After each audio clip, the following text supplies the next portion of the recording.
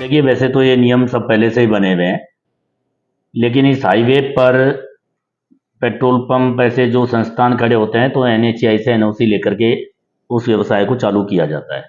और मुझे लगता है कि उन सबको भी एनओसी 75 मीटर के दायरे में ही मिली हुई है, और ऐसा कोई पैनिक होने की आवश्यकता तो मुझे लगती नहीं। लेकिन माननीय राजस्थान के हाई कोर्ट ने ऐसे दिशा निर्देश यदि जारी किए हैं उस नियमावली के तहत, लेकिन इन सब के बावजूद भी तमाम वो लोग जिन्होंने पहले से मकान बनाए स्थानीय निकाय से या नगर परिषद से, जो भी उसकी टेरिटरी है, उन सब से अपने अपने लैंड यूज चेंज करवा के पट्टे प्राप्त कर रखे हैं और मकान आदि बना रखे हैं।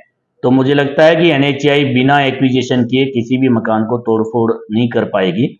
उन सबको मुआवजा तो निश्चित रूप से मिलेगा ही मिलेगा। और मैं यही समझता हूँ कि लोगों को इस सब को लेकर ज़्यादा भ्रम भी बनाने की आवश्यकता नहीं है। हाँ, ये हो सकता है कि किसी का लैंड यूज हो एग्रीकल्चर और वहाँ पर कोई कॉमर्शियल मॉल खड़ा हो, तो उसके लिए परेशानी का कुछ विषय हो सकता है। लेकिन इस 75 मीटर वाले पूरे विषय को आने के बाद अनेक लोगों ने, और विशेषकर कोटपुतली के भी प्रबुद्ध जनों ने इस आवाज़ को उठाया है कि लोगों के हित की रक्षा की जाए, और उन सबको भी मैं साधुवाद दूंगा। और हम सब ने भी, भारतीय जनता पार्टी की केंद्र और राजस्थान में सरकार है, दोनों सरकार तक यह विषय पहुंचाया है, राजस्थान के मुख्यमंत्री तक भी, और स्थानीय यहाँ के एमपी माननीय राव राजेंद्र सिंह जी को भी इस विषय पर चर्चा की है। तो इसमें जो भी होगा, जनता के हितों से शायद सरकार खिलवाड़ कहीं नहीं करेगी।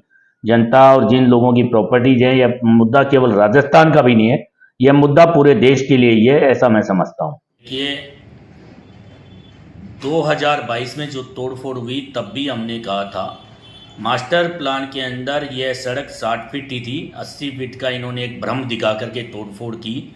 और हाल ही पिछले दिनों जब हाई कोर्ट में उन केसेस को लेकर तारीख पड़ी, हाई कोर्ट ने यहाँ के तत्कालीन ईओ जो थे उनको भी तलब किया है, और समस्त अधिकारियों के लिए हाई कोर्ट ने बोला है जब मास्टर प्लान में यह रोड 60 फीट था तो 80 फीट आपने क्यों किया, किस ऑर्डर के तहत किया, क्यों नहीं इस सब की बर्बादी की वसूली इनके व्यक्तिगत जो उपार्जित आय है उसमें से की जाए।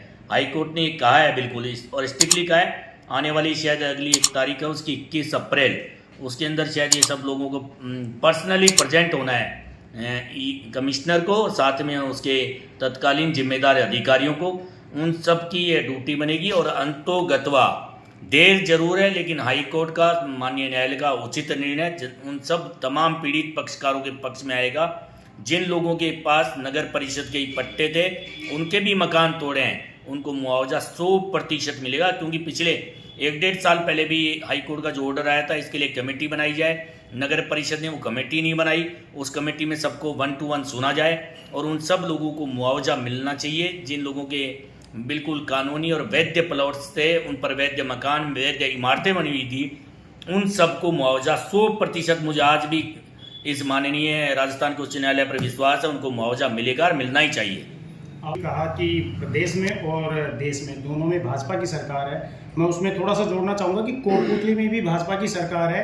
2.5 साल इस सरकार को हो चुके हैं, उसमें कोटपुतली को कहाँ देखते हैं? देखिए, कोटपुतली मैं समझता हूँ कि राजस्थान की मुख्य धारा से अलग नहीं है।